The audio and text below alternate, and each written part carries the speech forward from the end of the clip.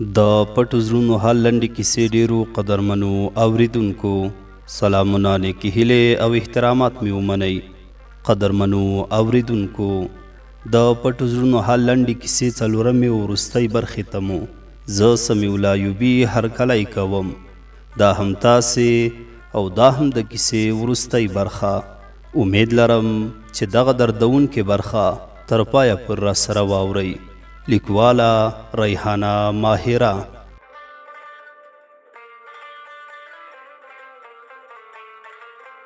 د یو میز مخې ته په چوکۍ کېناستلو. هغه وویل ما کوزده وکړه، دا خبره را باندې داسې ولګېده چې ګوندې څوک مې په زړه په چاړه وهي، خو بیا مې یو څه ځان ته ډاډ ورکړ او په زوره مې ورته وویل دروغ مه وایه، ما ته رښتیا ووایه. هغه موبایل کې د خلکو وایس میسجونه راواړول. خلکو ورته مبارکیانې ورکړې وي او ورته ویلي وو خوشحاله ژوند درته غواړو. هغه راته وویل اوس دې باور راغی او که نه؟ په ډېرې سختۍ سره مې ورته دغه خبره وکړه. له ما سره دې چې کومې وعدې کړې وي هغه دې هیڅ نه وي په زړه، ولې دې زه بیا په تمه کېنولې وم؟ هغه راته په ریشخند وویل کومې وعدې، کومې ژمنې؟ هغه هر څه د یوې بېخونده ډرامې په څیر وو. له دې خبرې سره مې سترګې پټې شوې، هیڅ په ځان نه وم پوهه شوي. ډېره موده بعد مې سترګې وغړولې. سترګې مې په یو سپین چت ولګېدې. په ډېرې سختۍ مې اخوا دېخوا وکتل. مور او خور مې تر څنګ ولاړ و، ژړل. خور ته مې اشاره وکړه، هغه زما خوا ته راغله. په ډېرې سختۍ مې ورته وویل په المارۍ کې زما کتابچه د هغه مدیر اشرف ته ورکړه، همدا اوس لاړه شه. ټول خبر شول، ټول مې پوښتنې ته راغلل. په شفاخانه کې مې درېیمه شپه وه. له خوراک، له خبرو، له حرکت، له هر څه نه وغورځېدم. تش جسد پاتې شوم. مدیر اشرف هم خبر شو. ټول د مکتب استادان راغلل زما پوښتنې ته، خو زه هغه په زړه سخته نه وم چې تل به مې دوی ته خندل او په شونډو به مې مسکا خوره وه. هغه خندا، هغه هر څه مې په یوې خبرې اورېدو سره وبایلل. له خولې مې وینې لاړې. ډاکټرانو ویل یوه ورځ ژوندی پاتې کېدی شي، نوره ختمه ده. مدیر اشرف هغه وخت زما خط ولوسته چې زما آخري سلګۍ وي. لیکلي وو سلام زما قدرمن او عزتمنه مشره، لومړی خو درنه ډېره بخښنه غواړم. هیله لرم چې له مانه خفه نه شي. تا به تل راته ویل چې د زړه حال دې راته ووایه. په زړه کې دې څه دي، خو ما به درنه دا خبره تل پټه ساتله. مدیر صاحب چې تل پټو زړونو څه خبر یې، لومړی خو تا ته په هر ډګر کې خوشحالي غواړم او د دنیا ټولې خوشحالیانې د ستا او شاکر په نصیب شي. ما به تل درته خندل، خو هغه خندا څه وه؟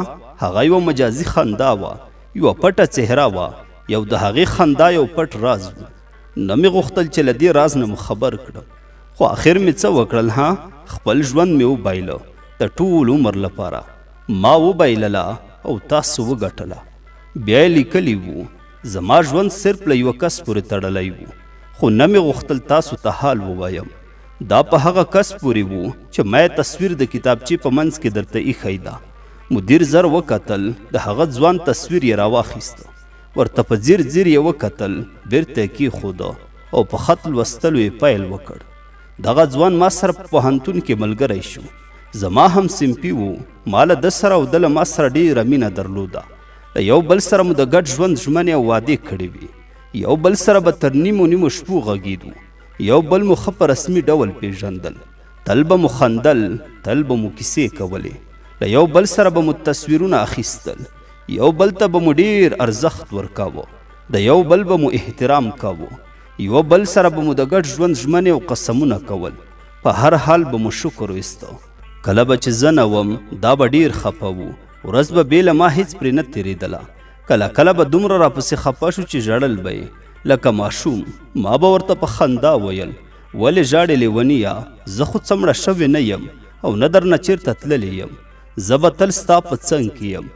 ده پر ما و ما پر ده پوره باور درلود. زه یې خپلې کورنۍ ته ور معرفي کړې وم. کورنۍ یې ورته ویلي وو چې کله دې پوهنتون خلاص شي بیا درته واده کوو. همدا جلۍ به درته وکړو. دی ډېر هوښیار و. بېځایه کارونه، هسې خبرې هیڅ نه خوښېدلې. تل به جدي و. زما یې دغه عادتونه ډېر خوښېدل. له ملګرو سره به یې دومره اشنایي نه کوله، نه به یې په هر څه بحث کوه. بس خپل ژوند سره به یې کار و. د چا ژمنې به یې نه ماتولې.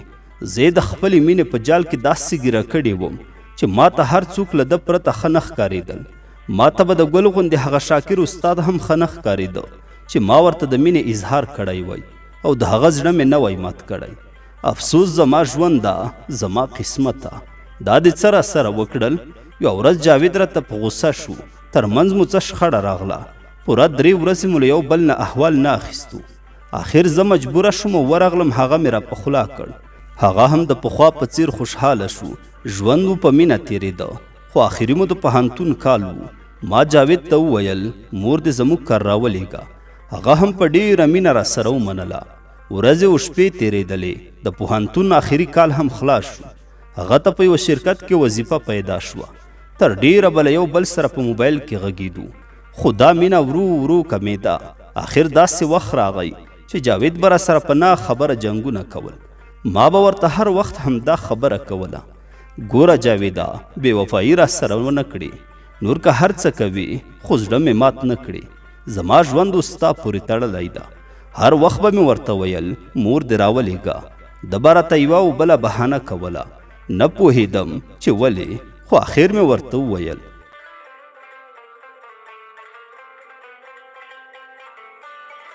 ته ولې داسې کوې؟ آخر څه خبره ده؟ هغه راته په غوسه شو. راته ویې ویل اوس مهال زه لا واده ته تیار نه یم. که ته صبر کولی شي نو ما ته صبر وکړه. ما هم ورسره ومنله او د ده په خبرو مې باور وکړ. نو آخري پایله یې څه وه او په ما یې خپل ژوند خراب کړ. د دې خبرو یو څو میاشتې تېرې شوې. ما ورته دا خبره بیا یاده کړه، خو ده د پخوا په شان راته وویل صبر وکړه، زه هم صرف په تا سره واده کوم، نور له چا سره نه. بیا را سره په یوه بله پلمه جنګ وکړ. میسجونه به مې ورته کول، هیڅ ځواب به یې نه راکوه. نه پوهېدم چې ولې داسې یو دم بدل شو. یوه میاشت یې رانه موبایل بند کړی و. ما هم ورته هیڅ نه ویل، صرف یې په تمه ناسته وم. بیا مې ورته میسج وکړ، ځواب یې راکړ. ویلې ښه یم چې اکاونټ مې وکته، د ده د کوژدې خبر مې واورېده. نور مې خپل ژوند له لاسه ورکړ. زه ښاغلي شاکر ته ډېره ملامته یم. هغه ته زما له خوا نه دا ووایه لومړی ورته ډېر سلامونه او بیا ترې ډېره بخښنه غواړم. ما ته دې له زړه نه دعا او بخښنه وکړي چې د هغه زړه مې ونه شو ساتلی او تل مې خفه پرېښوده. زه نه پوهېدم په ما باندې د هغه ظالم دروغجنې مینې سترګې پټې کړې وې. ورته وایه چې اوس مې ډېر افسوس وکړ. ما وبخښه، ما معاف کړه او ځان ته خوشحاله ژوند پیل کړه. زما غوندې خپل ژوند مه تباه کوه، مه یې بربادوه. ورته ووایه چې ته څه بدرنګ او غریب نه وې چې ما نه کولې. خو دا خو آخر زړه و که نه، د زړه ضد اخیستې وم. نیمګړې ژونده درنه سخت خفه شوم. خو خدای دې هم جاوید نه خوشحالوي. په ژوند یې نیمګړي ارمانونه پاتې کړي، لکه زما یې چې ژوند تباه کړ.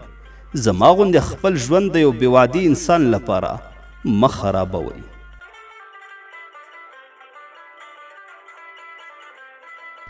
مین دې کړم جانان دې نه کړم، مین دې کړم جانان دې نه کړم، په زړه دې پاتې شه نیمګړي ارمانونه.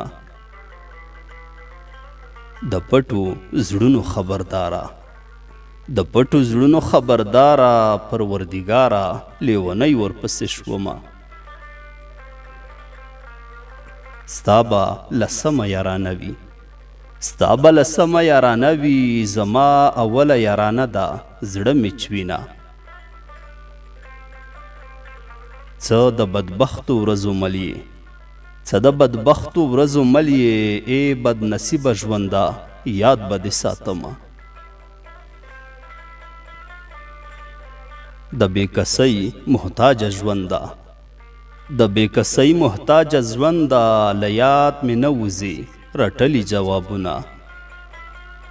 که خط مې غواړي خط به درشي، که خط مې غواړي خط به درشي، که دیدن غواړي رب ته پورته کړه لاسونه. ستا دې قسم په ذوالجلال وي، ستا دې قسم په ذوالجلال وي، که دې بل یار وي ما ته راکړه رسختونه.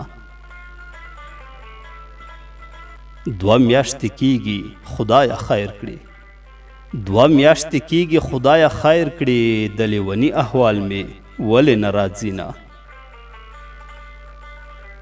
له کلي تللیا چېرته ورک شوي، له کلي تلل یا چېرته ورک شوې د بېوسۍ غږ به مې څوک در رسوینه. مینا بلا د مین مشې، مینا بلا د مین مشې، داسې به تشې لکه زه چې څنګه یمه. په نیمه شپه دې زړه راډک شه، په نیمه شپه دې زړه راډک شه، په نیمه شپه مې سترګې ډنډ ولاړې دینه. که چېرته کېږي بېرته راشه، که چېرته کېږي بېرته راشه، قسم د یاره ځمکه ځای نه راکوینه.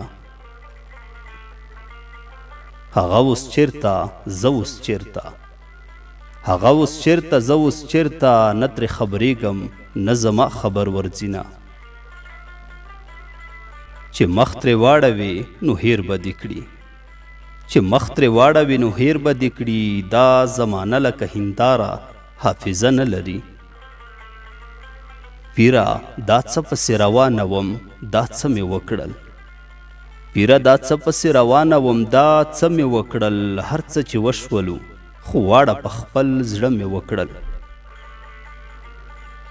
ته چې نه یې د ژوند کار کولی نشم، ته چې نه یې د ژوند کار کولی نشم. راشه راشه انتظار کولی نشم، ته چې نه یې د ژوند کار کولی نشم. راشه راشه انتظار کولی نشم. زندگی زما د وس خبره نه ده، زندگی زما د وس خبره نه ده، خو مجبور یمه انکار کولی نشم. پټه مینه مې همداسې پټه ښه ده، پټه مینه مې همداسې پټه ښه ده. زړه مې غواړي خو اظهار کولی نشم. نه چا خپل یم نه مې خپل شته په جهان کې، نه چا خپل یم نه مې خپل شته په جهان کې. ارمانونه مې ټول خاورې ایرې کېږي.